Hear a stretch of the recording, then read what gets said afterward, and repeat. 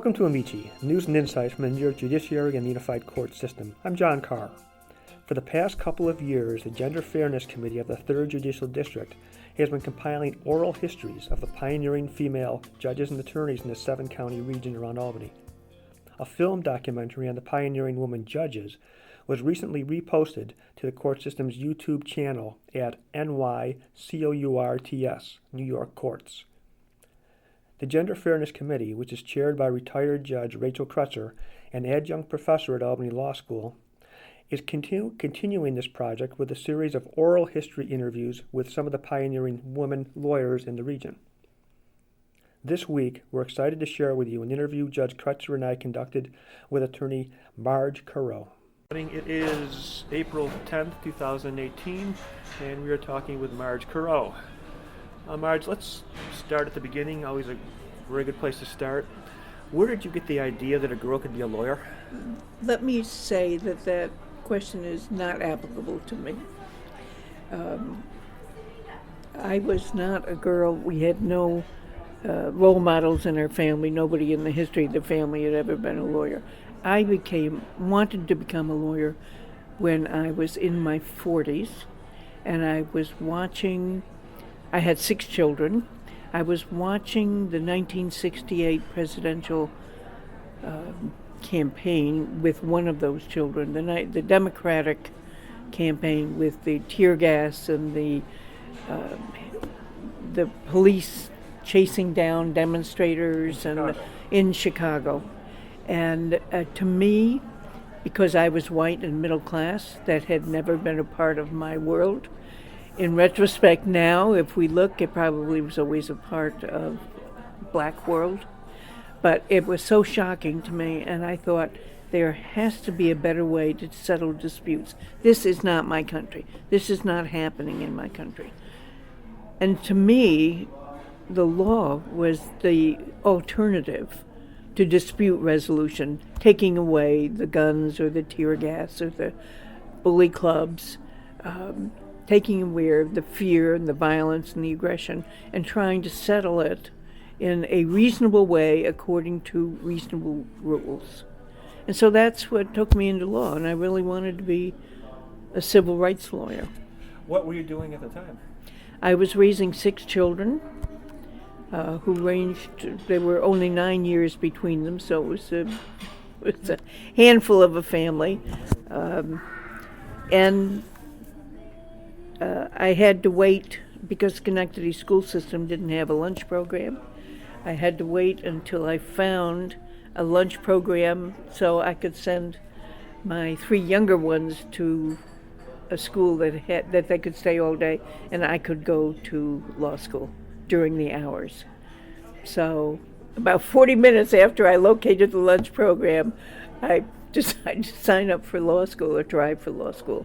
Now, where did you go as an undergrad? As an undergrad, I went to Smith College, and it was 20 years between my BA degree and my entry into law school. What's your BA degree in? Theater. Really? Yes. Huh.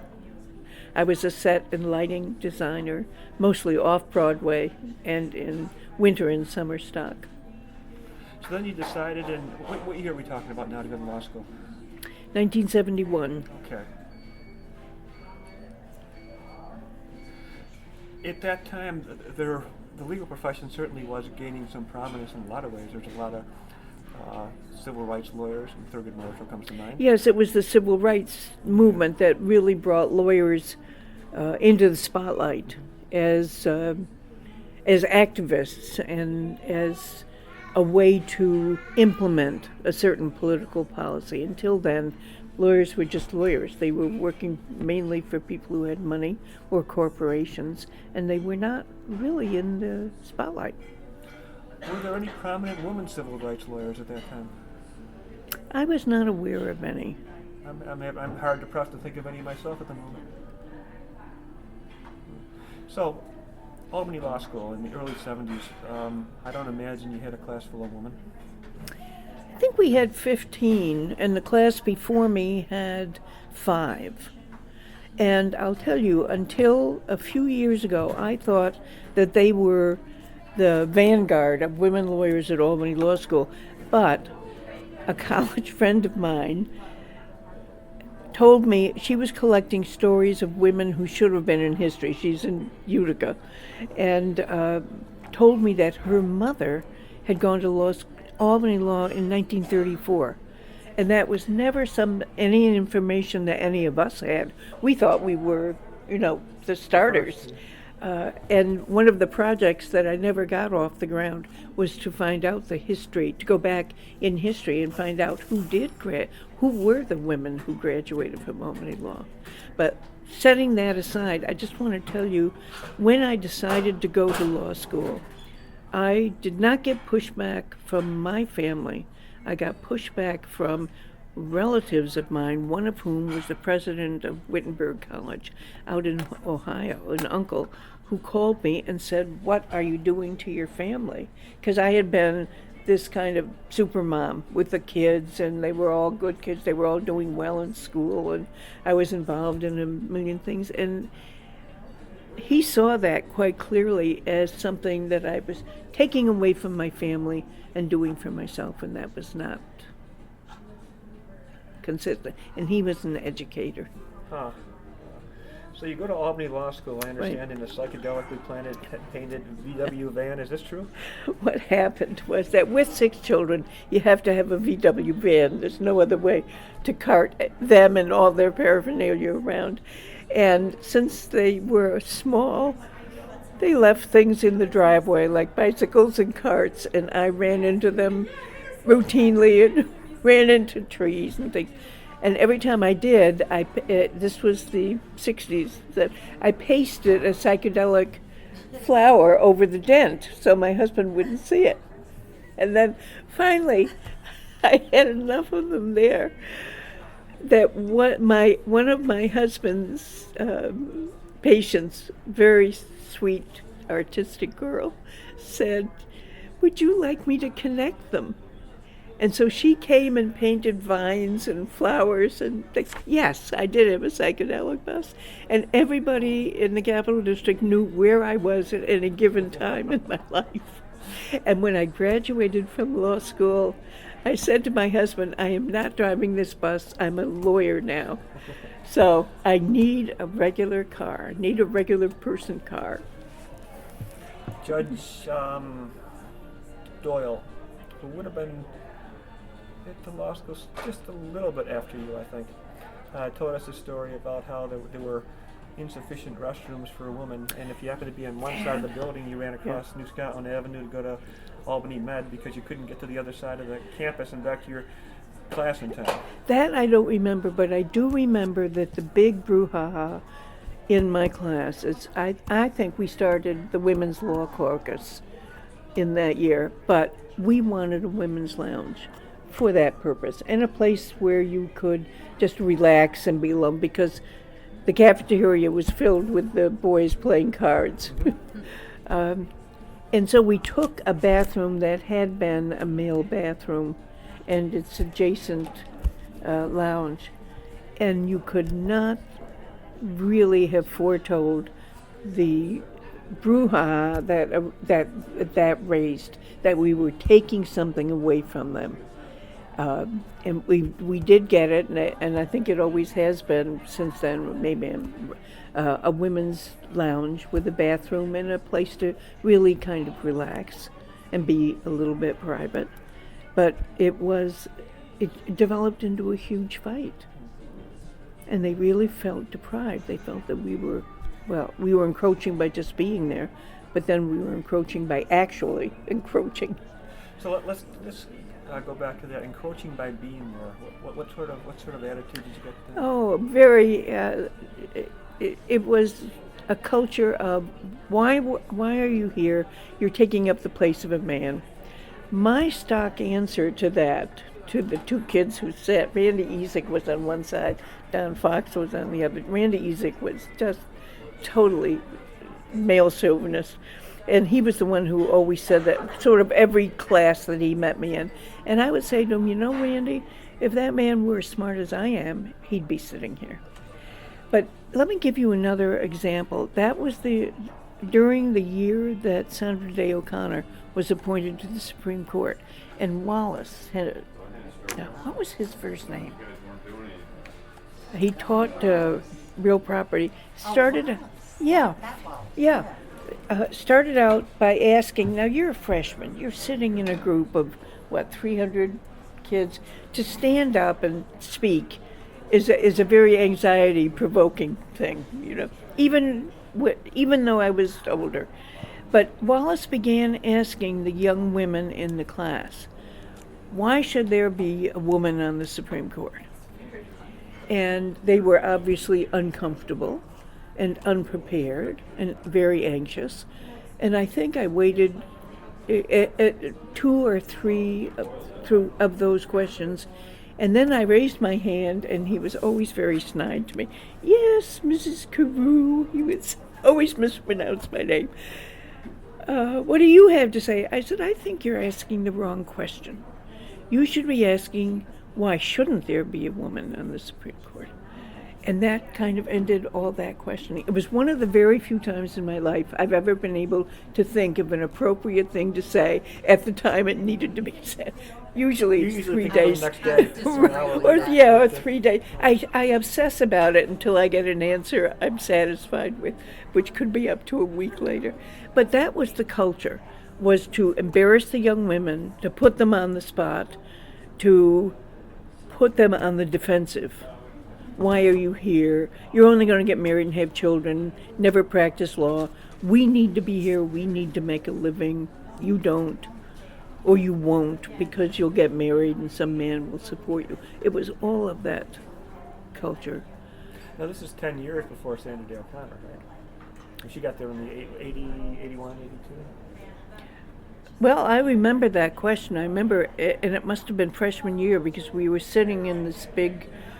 maybe there were rumors of appointing a woman to the court. Or discussion of it. Yeah, a discussion of it. She was a Reagan appointee. So Yes, I remember that, Reagan didn't come in until 81. But I remember it, and I remember sitting in what would have been the freshman classroom, those big classrooms with lots and lots of people, because after freshman year you kind of had smaller seminar kind of classrooms or smaller groups of students. Now, did you have an advisor? No. Were there any professors, administrators who were particularly welcoming and supportive, or were they all Not somewhat that I antagonistic? recall. I don't think they were antagonistic. Or agnostic, maybe.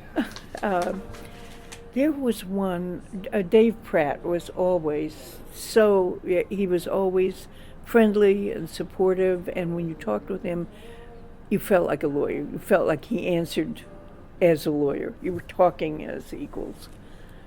But he's the only one that I remember having any commerce with in terms of the professors. And there were no women professors. Back then, I think about Mary Helen, but I think she came in later. Kathy Katz came later because she was a contemporary of Madonna's. They were in practice together, actually. Speak up so that we'll get that on there as well. Now, so after law school, Before we leave law school, how did you do in law school?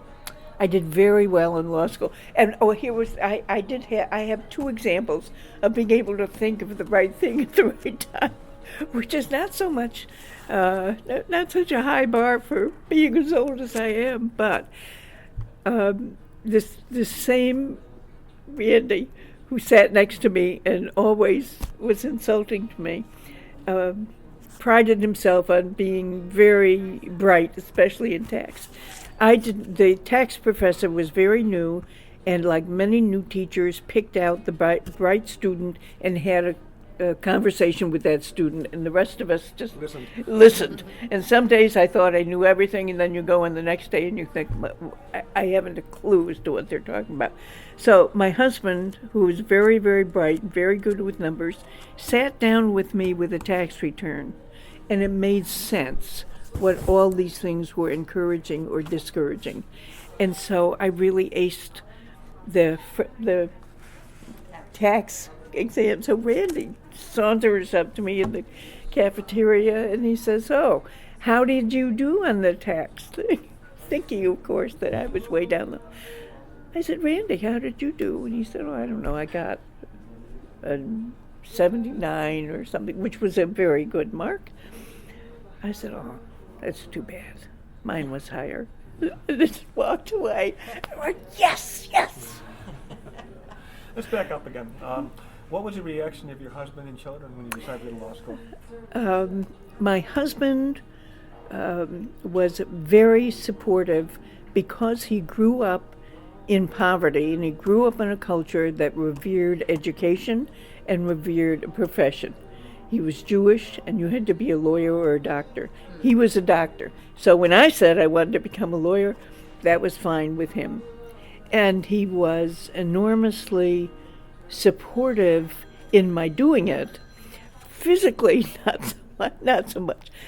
He was a workaholic, so it wasn't like he came and took care of the kids or cooked meals or any of that.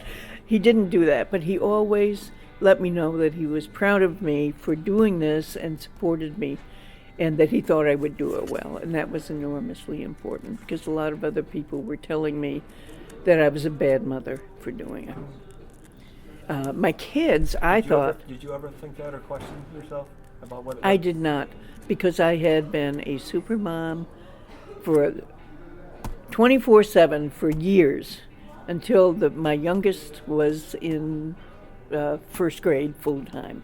And I figured I've been there, I've done that. The kids are in school, and I tailored my classes to taking them all to their various schools, dropping them off, and then going to my school, and then picking them up. This is on cold winter days, or being home when they came home. Unfortunately, I missed trial tactics and some of the other ones who were taught by lawyers who couldn't teach during the day, so they came after work and taught. I couldn't take any of those courses because I needed to go and collect my kids. So your oldest child at that time was about how old? Well, if I start with one, I can get them all right. So the youngest was in first grade. Let me rephrase it. What was the reaction of your children? My children, I thought, profited by it because every night at dinner, because I always insisted we all be together at dinner. It was the only time that we were all together for any length of time. And I would talk about my cases, and I'd tell them what the issues were, what the facts were, and then we'd go around the table and everybody would try to guess how it should have turned out. So I think they enjoyed it. And I think they profited by it because we had lots of really interesting conversations that would center around ethics, moral obligations, things that would come up in the cases in the law. How should this be decided, along what lines? And I treasured those dinner table conversations, and I like to think they did too. I bet that they did. Well, I've watched them, watching her get an award. Yeah. And I've seen the tears almost welling up in the eyes and the pride in the face. And Yeah, so, it was. yeah, they're very proud. My son,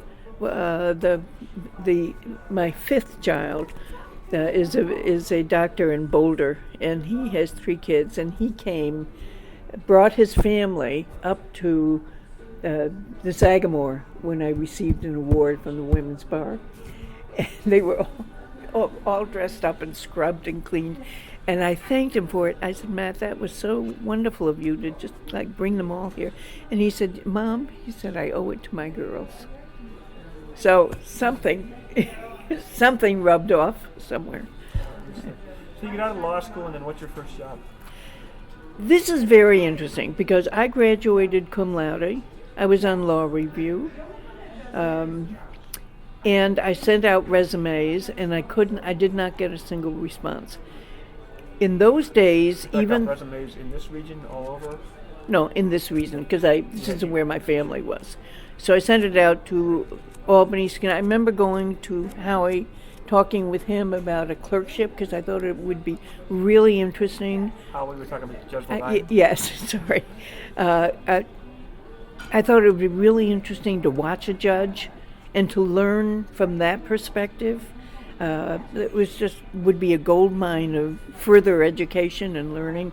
And at that time, he was a Schenectady County Family Court judge? Yes, Probably? yeah. There were no clerkships available, but I never got a single response. And at that time, the civil rights law was passed in 1964, and that did include sex discrimination. DeGraff, Foy, Conway, and Holt Harris at that time was Albany's leading law firm and had been for several years. They had a standing order at Albany Law School not to send them any women. And they had a woman partner who was Greta, who left to form Greta Powers, who left to form her a law firm with another woman. I think it was Kathy or Madonna. Madonna. And this is interesting. No, wait a minute. So she was working at DeGraff? She was working at DeGraff, and she had left. And against her better judgment, they hired a woman. Well, listen, this is why. Not because they looked at my resume or anything. No, I meant her, but... Oh, yeah. Well, they always had to have one woman on their door thing. They always had, for many, many years, it was the wife of a partner who was a lawyer but never practiced. But her name was on the door. So you wanted her for appearances. Appearances. You didn't want her to do anything. Exactly. So Greta, I think, got kind of fed up with that attitude and left to start her own firm. Imagine that. She got fed up with it. Huh? And the Albany County Bar sued them because there was a newspaper article about Greta and Madonna being the first all-woman law firm in the Capital District, and the Albany County Bar sued them for false advertising, or for advertising, because in those days lawyers couldn't advertise. So it wasn't the truth of it they were challenging, it was the fact that they advertised at all. Yes. Okay. Yeah, and it was true though, right? Yes, and they saw they saw that newspaper article as unfair advertising against all the other lawyers. Do you think the Albany County Bar Association did that on their own initiative, or was someone put? I have no idea. I just wasn't. I was not involved with that. Yet Greta Powers became the first woman president of the Albany County Bar. Yeah. Is she still around? Long dead. So she formed a firm, and what was the name of the firm? Do you remember? Powers and Powers and Gandhi. Gandhi. Because Madonna Stahl was then Madonna Gandhi. Yeah, I'm not sure I knew that. I may have thought they were different people. Madonna Stahl, Madonna Gandhi. Yeah, one and the same. Oh, okay. So, and they were they in Albany or Schenectady? Albany. Were they? Okay. So let me tell you how I got the job at DeGraff. My husband had done a favor for Judge Holt Harris. And when I got no response and no response from any firm, I asked him if he knew anybody in law firms, and he said yes, and he gave Holt Harris a call and told him that his wife had just graduated and was law review and cum laude, and was there any place, and he said send her on down. Because their woman, who was Greta, had just left. And they needed one. They needed one. They needed a token woman. They needed one, and they probably needed a token Jew, too, because they hired Rich Burstein at the same time.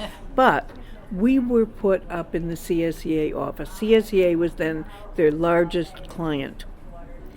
And we were put up in the CSEA office along with Jack Rice, whom I adored because he was the only lawyer in that firm who ever remembered my name.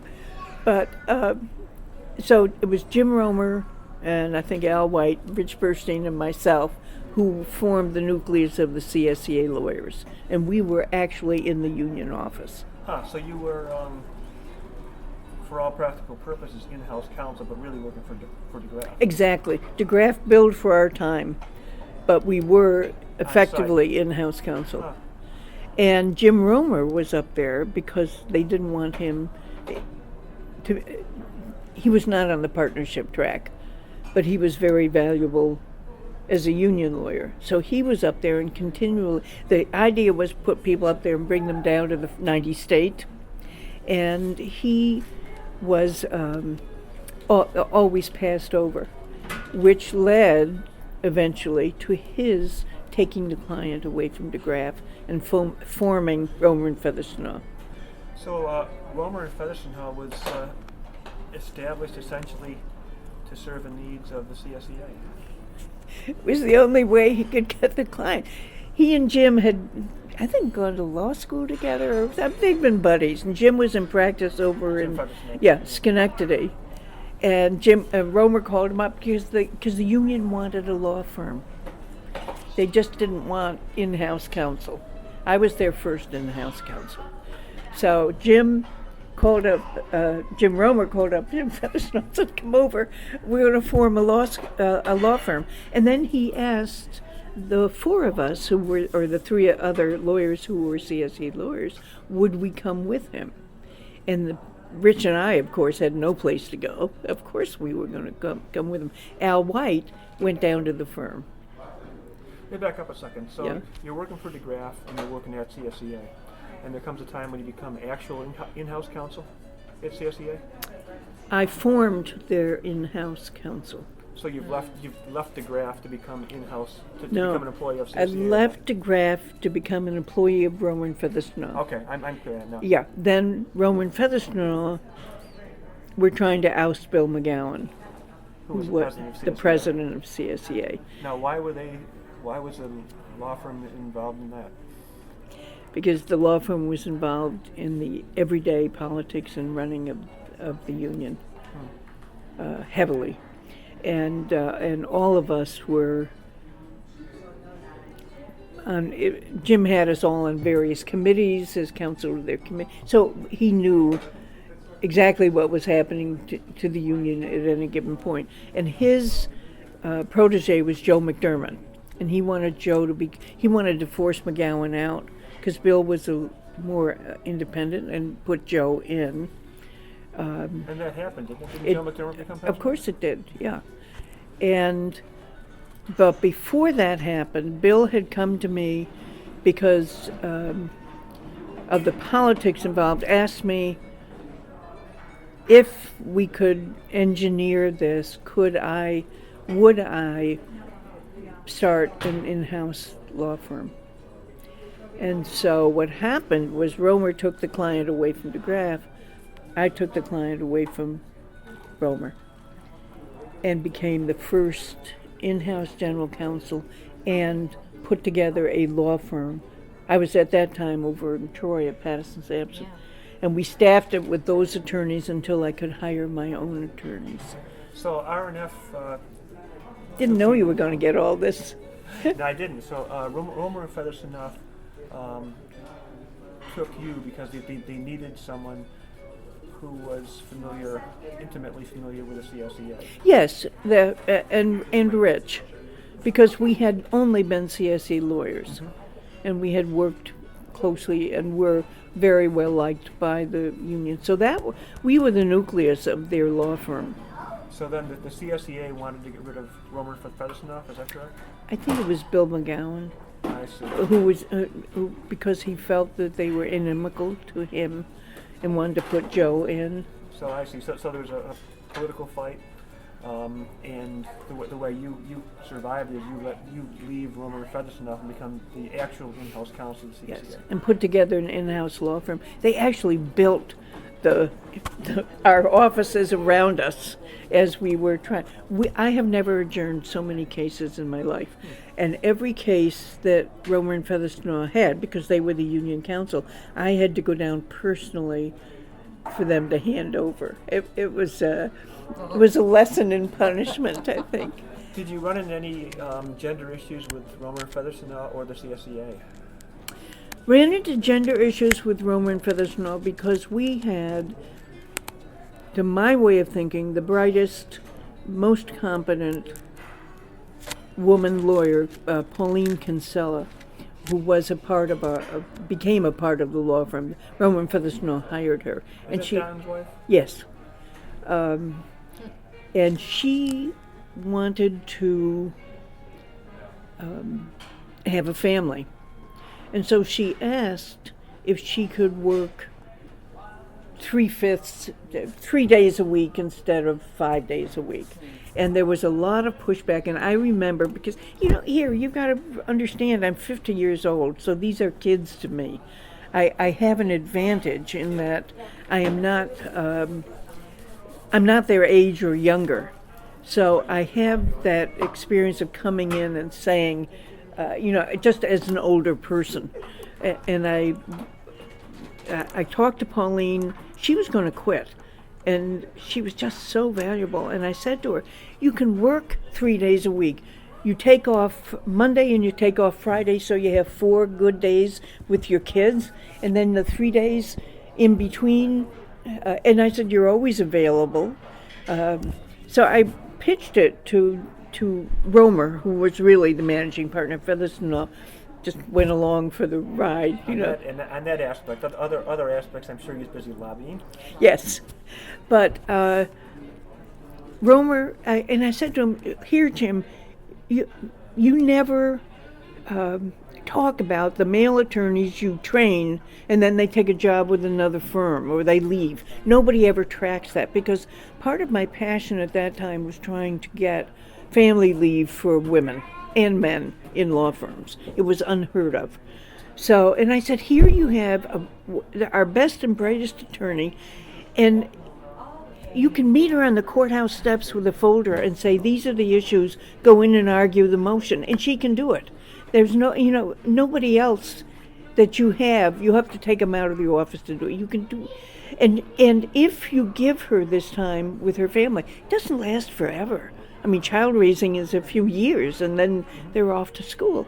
I said, you will have someone who's so grateful to you because she doesn't have to leave the firm. She doesn't have to interrupt her career. She's still valuable to you.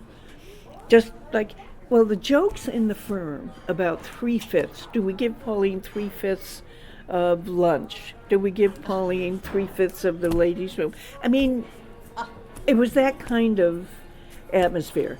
And every guy in that firm respected her and liked her.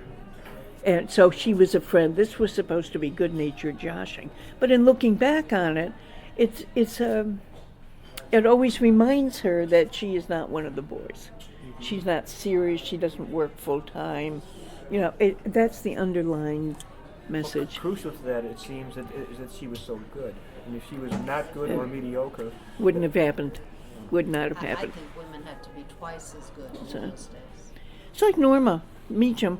Yeah. The people that I knew, the women I knew in those days who were in firms were excellent. Just excellent.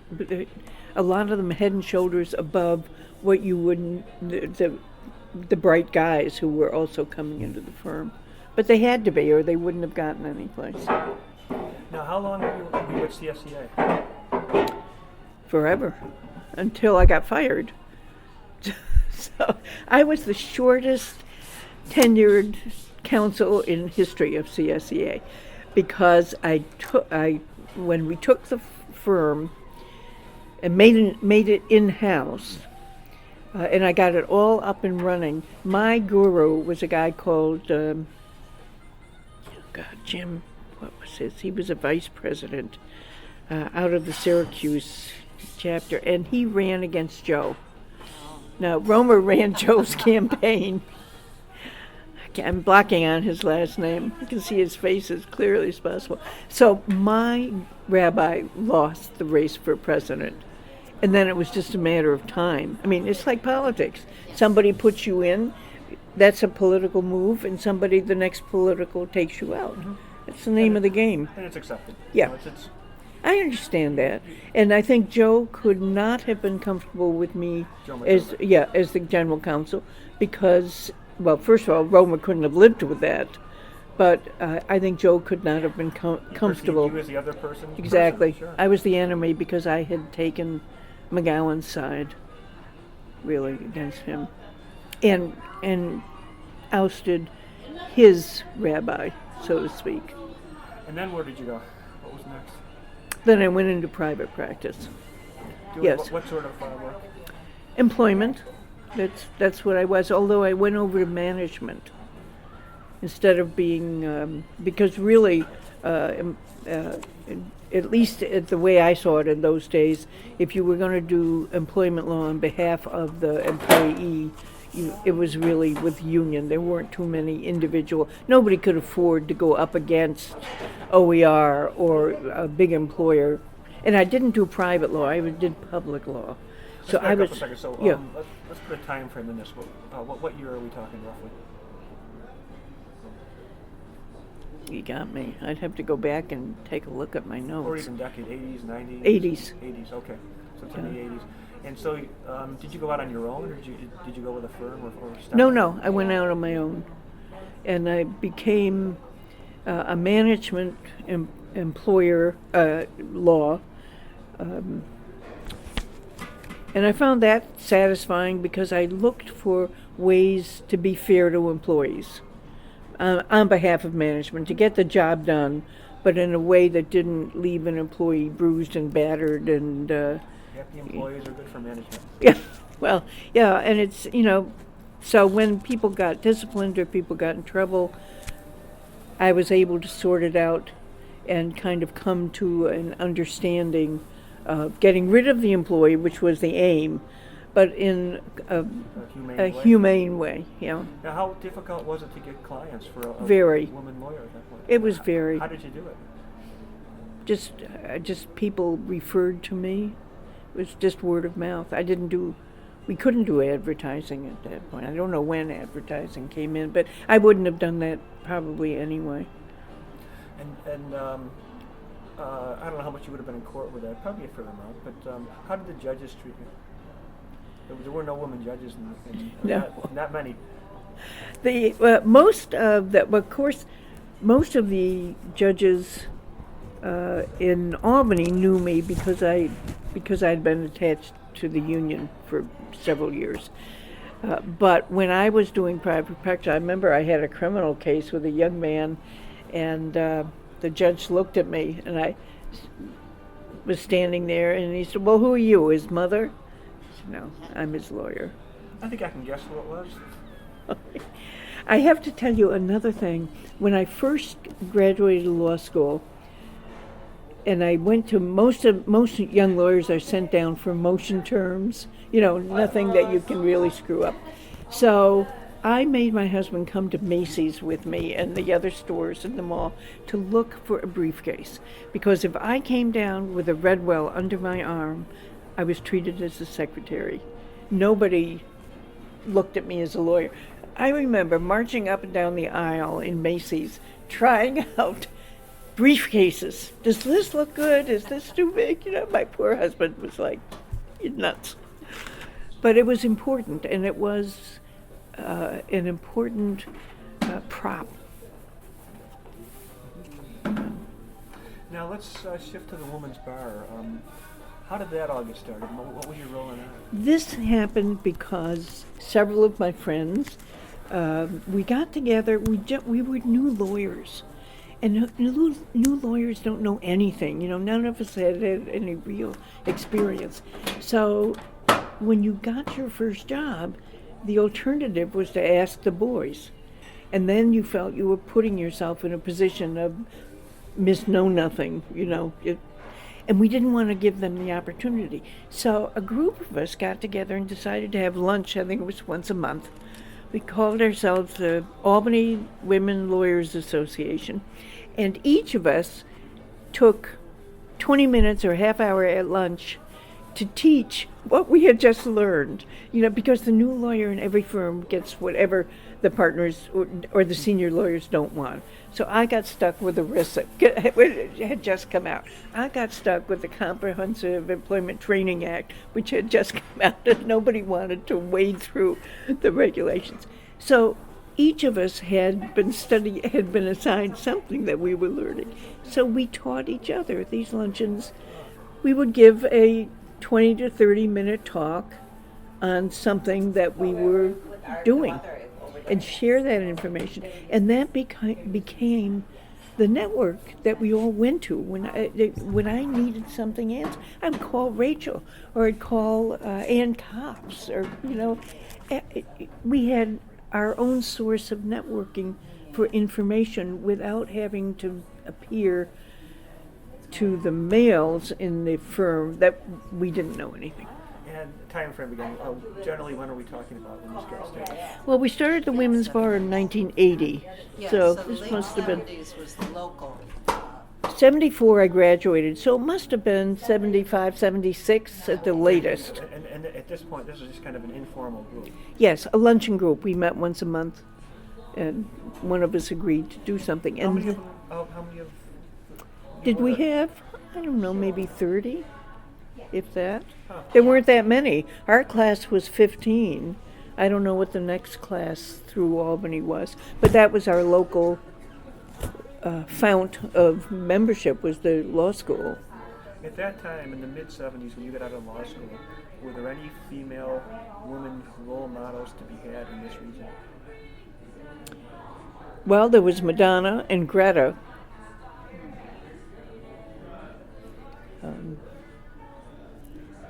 What can I say? Those are the only two names about that come to mind. So then back to Now, women's. Bev Tobin wasn't yet a judge. No. She, But she was practicing with her husband. Right. Which, by the way, when we interviewed her, she also mentioned that Careful, at the that's a time microphone. she also had some help from her husband, you know. Well, if it hadn't been for his, I wouldn't have had a job. Right. Because as women alone, you know, and this was shortly before I got out, so I didn't experience the same level of discrimination in 1978 when I graduated. Sure. I mean, things had changed a lot just during that period. Well, here's the other thing. When I graduated in 74, this kid who was a very mediocre student went down to the bank and got a couple of credit cards. I went down to the bank and I had to have my husband Yes. sign Oh, I the remember application that. to get a I credit card. remember. I'm a lawyer. Yeah. I have a salary and one of the highest of all of the associates in my class, all of the lawyers in my class. And the only basis was that I was female. So Now illegal, I'm sure. I hope so. So at this point, you've got kind of a informal group, informal luncheon group, not a formal bar. How does it evolve into a So formal this bar? is what happened. It was Joan Ellenbogen from the New York chapter, one of the big matrimonial bombers. I mean, she was really right up there. Decided that we should have a statewide women's bar. So they came courting us. When they found a group, they came to court us. And I, frankly, was bowled over. These women were so competent. They were partners in big-time urban law firms. They got paid enormous salaries from our point of view. And they knew what they were doing, and they were really political stars in terms of knowing how to work a group politically or control a group politically. So they came up to us, and frankly, I just was in love with them. I thought they were magnetic. They were everything that we wanted to be in terms of prestige and power and influence and place. And they were the role models. I think they were my first role models. So at the time that the statewide women's bar, at least a women's bar in New York, in New York City, was well established. Yes. It wasn't. Well, The New York City bar, was yeah. as well established at that time, 50 years. Westchester, New York, Bronx, Brooklyn, they all had women's bar associations stemming from the time when they weren't allowed to join the male bar association. So those were all 30 years or more old, very highly established women's bar associations because they had been excluded. That's not how we came. And when Joan decided that she wanted to be have a statewide organization, capital was normal. Ellenbogen. Joan Ellenbogen, since deceased, but she was the heart and soul of the idea of a statewide women's bar association. And so they came to us because we were by then fairly large group of women outside New York. So if she wanted statewide, she had to have someone who wasn't from Westchester on down. And so she was the first president. I was the second. And we started with 5 chapters. And then and I was president 2 years, and by that time What we had years were that? 15, 82 to 84. So when I left, we had 15 Right, chapters. She tripled the size of the state Yeah. women's bar in 2 years, which is absolutely amazing. Yeah, we had a dog and pony show, and I would take people like Myrna Felder and Irene Sullivan, Sheila Birnbaum, and Rachel and Ann Mead on a dog and pony show, and we would travel. Every time we saw more than 5 women having lunch together, and they were lawyers, we would invite ourselves to a meeting, and we would go there and we would tout the hopes and aspirations of having a statewide organization. And that's how we gathered our chapters from Buffalo to the tip of Long Island to Suffolk. Yeah, so the movement seems to be gaining some momentum. We're talking the early 80s, or by the mid 80s, then Chief Judge Cook establishes a task force that studies the courts for 2 years. Let me tell you about that, because we heard that New Jersey had a task force on women in the courts, and we thought, anything New Jersey can do, we can do better. So we went, I was president at the time, we went to Larry Cook and said, will you constitute a task force? Knowing we didn't know how Wachtler would be. We knew that if Cook was very friendly to us. He was enormously supportive to us. And we knew if he could establish it, even though he was the outgoing chief judge, the next one couldn't dissolve it. So we would have it. It would be up and going. Was it known then that Wachtler would be the next chief? Or you were guessing? I don't know. I think we knew that. I honestly can't remember. Okay. But we knew that Cook was at the end leaving. of was leaving. So Cook was receptive, and you wanted to Yes. get an inroad while you had Right. a sympathetic ear. Right. And so he established it, and Wachtler supported it. And we did with the state bar. I remember Hal Fales was the president of the state bar at that time. And I remember when I walked into the first meeting, and who was I? Somebody naive woman from upstate New York, never been in politics, been a housewife for 20 years. We walked into that first meeting with Judge Cook, and it was a U-shaped table, and I was walking down the table. Joan almost tackled me and hissed in my ear, "You sit next to Judge Cook." So I just went and sat next to Judge Cook, and the eyes popped out all along the table. But we did fact-finding, we did intensive listening around the state, and we did publish a report. But I have to tell you that the report clearly showed that before the bench, on the bench, in the law, outside of the law, that there was intense discrimination against women, cultural. This was not necessarily a personal one-on-one, but the whole culture was set that way. Are you talking the legal culture or the broader Legal. culture? Well, the broader culture, obviously, and the legal culture followed suit. So by the time this report comes out, Sal Walker's chief judge, I think.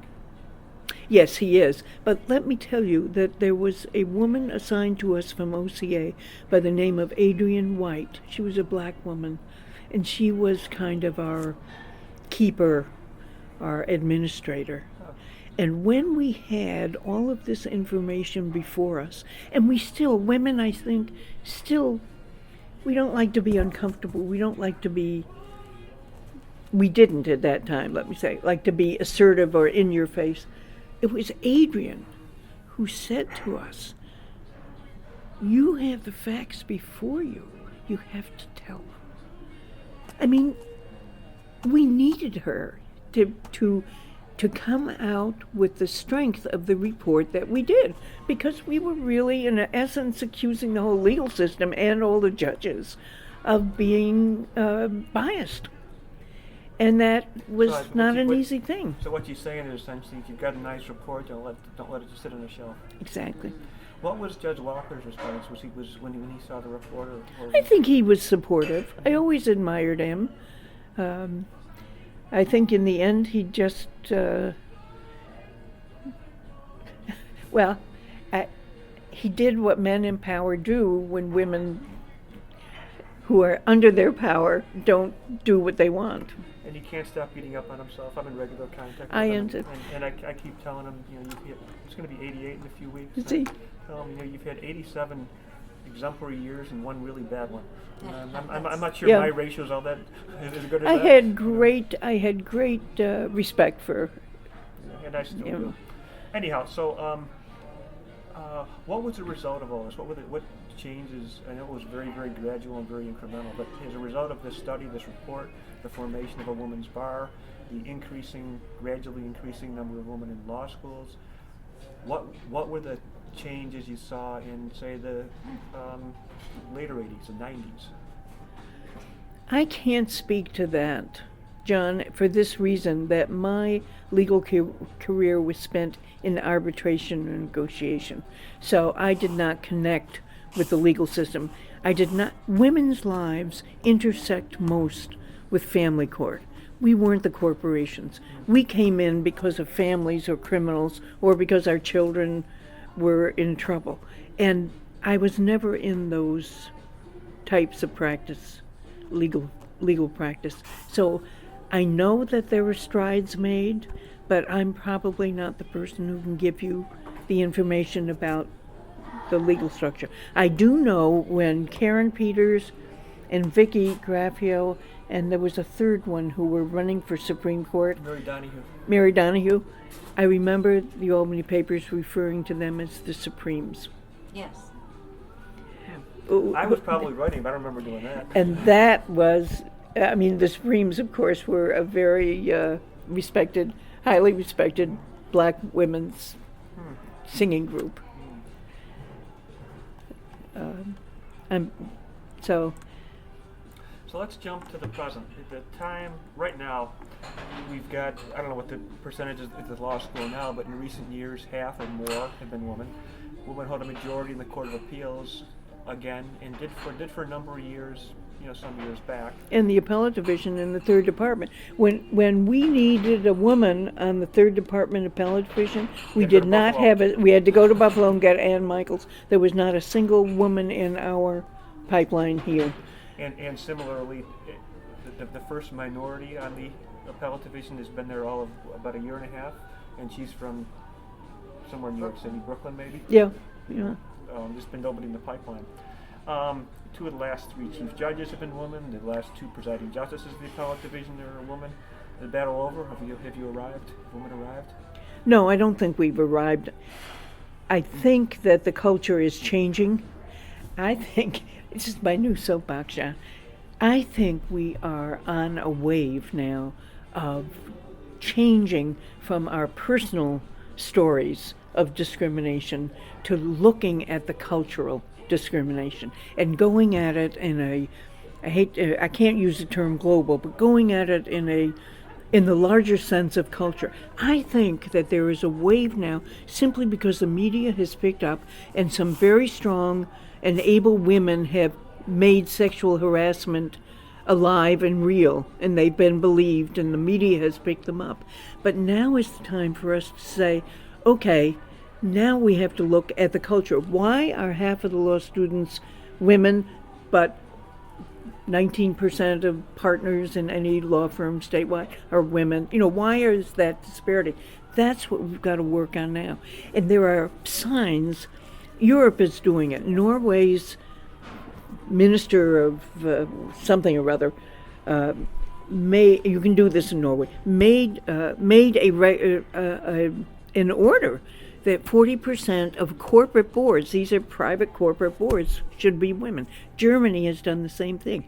And the evidence is beginning to show that where you have diversity of all kinds, you have a healthier, more financially appropriate, a healthier, stronger entity.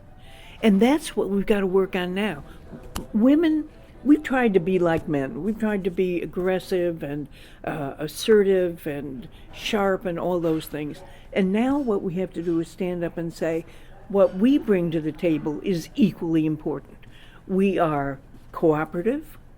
That's the way mostly in which we approach things, is we try to get things together, try to look for a solution. We don't battle it out. Our model is not physical force, where everybody comes out bloodied.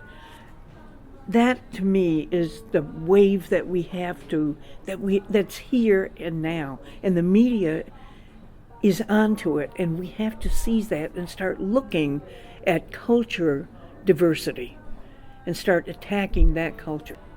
This has always been the standard put-off. There's no one to choose from. There's nobody in the pipeline. You have to pay your dues. You know, it's always been that system where you had to give to the party and also in order to be recognized and given back, because the judgeships, let's face it, have been handed out like plums, too many of them.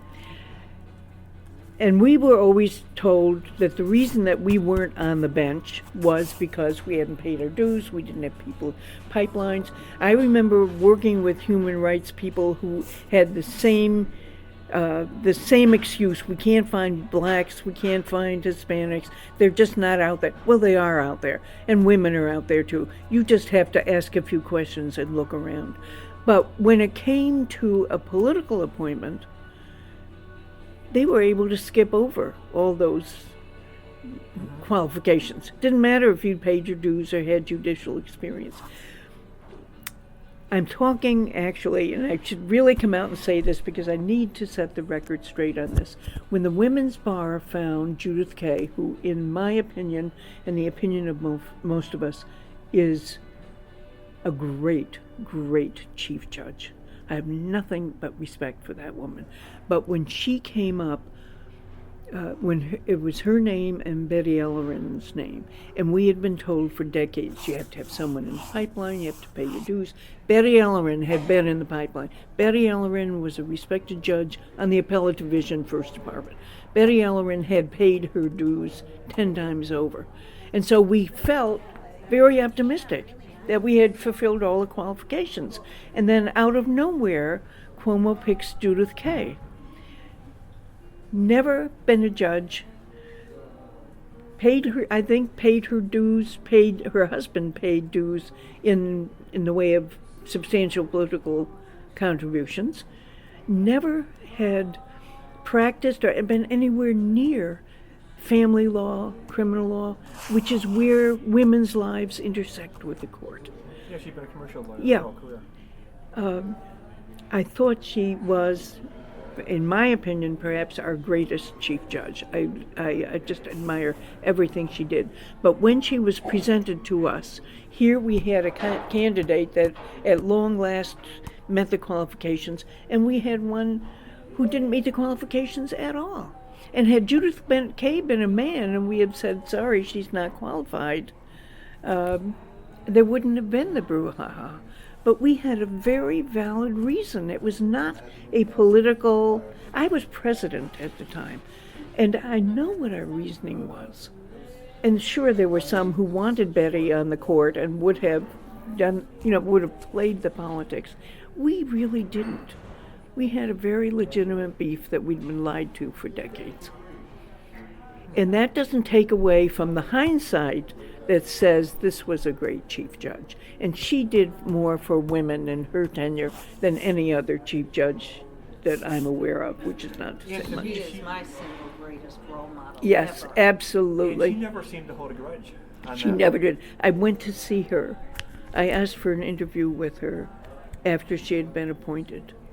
And we sat and talked for an hour, a little more than an hour. She was very gracious. But I went to tell her that it looked like a very crass political ploy. And it wasn't. We really had very legitimate reasons.